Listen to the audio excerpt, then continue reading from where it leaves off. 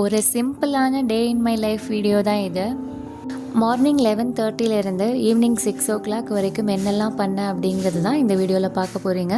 லஞ்சுக்கு என்ன சமைக்கிறதுனே தெரியாமல் சும்மா வெஜிடபிள்ஸை கட் பண்ணிக்கிட்டு இருக்கேன். நான் ஃப்ரைட் ரைஸ் பண்ணலாமான்னு வீட்டில் உள்ளவங்க கிட்ட சஜஷன் கேட்டப்போ வீட்டில் உள்ளவங்க புலாவ் பண்ணலாம் வெரைட்டியாக வித்தியாசமானு சொல்லியிருந்தாங்க.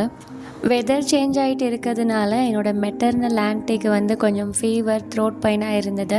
அதனால தேங்காய் பால் வச்சு புலாவ்லாம் பண்ண வேணாம், எனக்கு சிம்பிளாக ஃப்ரைட் ரைஸ் அதுவும் ஹெவியாக உப்பு போட்டு தந்தால் போதும் அப்படிங்கிற மாதிரி கேட்டிருந்தாங்க. அதுக்கப்புறம் ஓட்டிங்கில் ஃப்ரைட் ரைஸ் தான் ஜெயிச்சிச்சு. புலாவ் இன்னொரு நாளைக்கு பண்ணிக்கலாம் அப்படின்னு சொல்லிட்டு ஃப்ரைட் ரைஸ் தான் பண்ணிக்கிட்டு இருக்கேன். லாஸ்ட் டைம் என்னோடய இன்லாஸ் வீட்டுக்கு போனப்போ என்னோடய சிஸ்டர் இன்லா ஃப்ரைட் ரைஸ் பண்ணியிருந்தாங்க. ரொம்ப நல்லா இருந்துச்சு. அதில் அவங்க துள்ளி கூட சாஸ் வெரைட்டிஸ் எதுவும் சேர்க்கலை. அதனால நம்மளும் இன்றைக்கி எந்த விதமான சாஸும் சேர்க்காமல் செஞ்சு பார்க்கலாம் அப்படின்னு சொல்லிட்டு செஞ்சுருக்கேன். எக்ஸாக்டாக நான் அதே மாதிரி செய்யலை, பட் அதே ப்ராசஸையும் நான் எக்ஸ்பிளைன் பண்ணுறேன். நமக்கு என்னென்ன வெஜ்ஜீஸ் தேவையோ அது எல்லாத்தையும் எடுத்து சின்ன சின்னதாக கட் பண்ணிக்க வேண்டியதான். நான் இப்போ பீல்ஸை ரிமூவ் பண்ணிக்கிட்டே இருக்கேன். நான் இன்றைக்கி யூஸ் பண்ணுற வெஜிடபிள்ஸ் பார்த்தீங்கன்னா வெங்காயம், கேரட், கொடமிளகாய், சாதா மிளகாய் 1, பீன்ஸ், அதுக்கப்புறமா முட்டைக்கோஸ் எடுத்திருக்கேன். என்னோடய ஃப்ரெண்ட் டாக்டர் ஜாஸ்மின் இவங்க கொடுத்த சஜஷன் என்ன அப்படின்னா, நம்ம வெஜிடபிள்ஸ்க்கு பீல்ஸை ரிமூவ் பண்ண முன்னாடினா நல்லா வாஷ் பண்ணிக்கணும். அதுவே ரிமூவ் பண்ணிட்டோம் அப்படின்னா சும்மா லைட்டாக வாஷ் பண்ணால் போதும், இல்லைனா அதில் உள்ள சத்துக்கள் எல்லாம் போயிடும் அப்படிங்கிற மாதிரி சொல்லியிருந்தாங்க.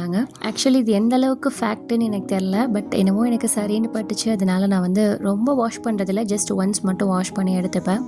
என்னோட சிஸ்டர் இன்லாவோட ஃப்ரைட் ரைஸில் இன்னும் சின்னதாக கட் பண்ணியிருப்பாங்க, அதுவுமே ரொம்ப நல்லாயிருக்கும். இன்றைக்கி எனக்கு டைம் இல்லை அப்படிங்கிறதுனால நான் ஓரளவுக்கு எனக்கு தெரிஞ்ச மாடல்லே கட் பண்ணி எடுத்துக்கிட்டேன்.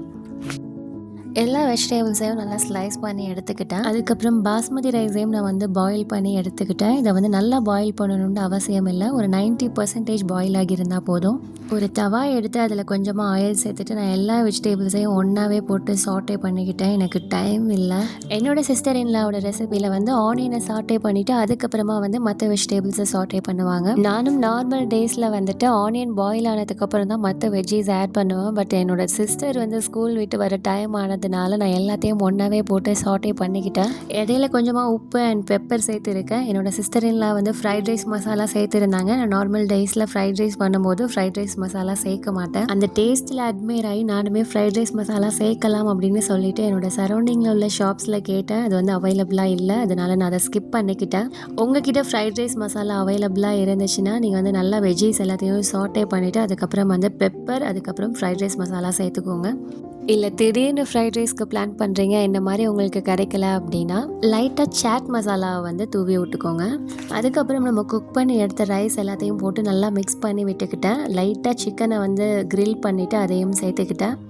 அவ்வளோதான், நம்மளோட ஃப்ரைட் ரைஸ் ரெடி ஆகிடுச்சு. சாப்பிட்டுட்டு ப்ரேயர் பண்ணிவிட்டு குட்டி நேப் அதுவும் முடிஞ்சிருச்சு. அதுக்கப்புறம் ஈவினிங் போல் எங்கிட்ட திரும்பினாலும் இன்டர்நெட்டில் இந்த காஃபி தான் கொஞ்சம் நாளைக்கு முன்னாடி நல்லா ட்ரெண்டிங்காக போயிட்டு இருந்துச்சு. அது என்னமோ எனக்கு இப்போ தான் ட்ரை பண்ணணுங்கிற இன்ட்ரெஸ்ட்டே வந்துச்சு. அதனால் பார்த்தீங்கன்னா ஜவ்வரிசி அரைச்சி அந்த பவுடரில் பண்ணியிருந்தேன். இதோட எக்ஸாக்ட் ரெசிபி மரவள்ளி கிழங்கு மாவு வச்சு பண்ணுவாங்க, பட் என்கிட்ட இல்லை. அதனால ஜவ்வரிசியை பவுடர் பண்ணியிருந்தேன். இதுவுமே நல்லா வந்துச்சு. ஜஸ்ட்டு நார்மலாக காஃபி எப்படி போடுவோம் அந்த மாதிரி போட்டு எடுத்துக்கோங்க. என்னடா உங்கள் வீட்டு காஃபி இந்த கலரில் இருக்குன்னு கேட்டாதீங்க. என்னோடய காஃபி பவுடரில் சாக்லேட் பவுடர் ஆடட், அதனால தான் இந்த கலரில் இருக்குது. எனக்கு என்னமோ இந்த காஃபி பவுடர் ஆட் பண்ணால் இந்த ரெசிபிக்கு நல்லா இருக்குமோன்னு தோணுச்சு, அதனால ஆட் பண்ணிக்கிட்டேன். நீங்கள் எந்த காஃபி பவுடர் கிடச்சிச்சினாலும் அதை சேர்த்துக்கலாம்.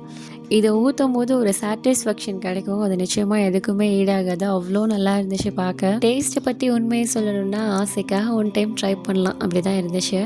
கல்யாணத்துக்கு முன்னாடி எடுத்த ஜேர்னல் அதுக்கப்புறம் சுத்தமாக தொடவே முடியல. சரி, இன்றைக்கே நம்ம ரீஸ்டார்ட் பண்ணலாம்னு சொல்லிட்டு அகெயின் ஸ்டார்ட் பண்ணிட்டேன். ஜேர்னலில் நிறைய விதமான ஜேர்னல்ஸ் இருக்குது, அதை பற்றி சொல்லணும்னா இந்த ஒரு வீடியோ போதாது. இது நான் 2016 ஸ்டார்ட் பண்ண ஜேர்னல். எந்த அளவுக்கு அடிபட்டு இருக்கலாம், ஆனால் அதில் உள்ள ஸ்டப்ஸ்லாம் அதுக்கப்புறமா நம்ம எழுதப்பட்ட எந்த ஜேர்னலாலையும் ரீப்ளேஸ் பண்ண முடியாது. இந்த டைரியில் உள்ள ஒரு இன்சிடென்ட்டை பற்றி ஒரு வீடியோவில் எக்ஸ்பிளைன் பண்ணியிருப்பேன். இது 2025க்கான ஜேர்னல் புக். உங்களுக்கு ஜேர்னல் எழுத பிடிக்குமா, எந்த மாதிரியான ஜேர்னல்ஸ் எழுத பிடிக்கும் அப்படிங்கிறத மறக்காமல் கமெண்ட் பாக்ஸில் ஷேர் பண்ணுங்கள். தேங்க்ஸ் ஃபார் வாட்சிங்.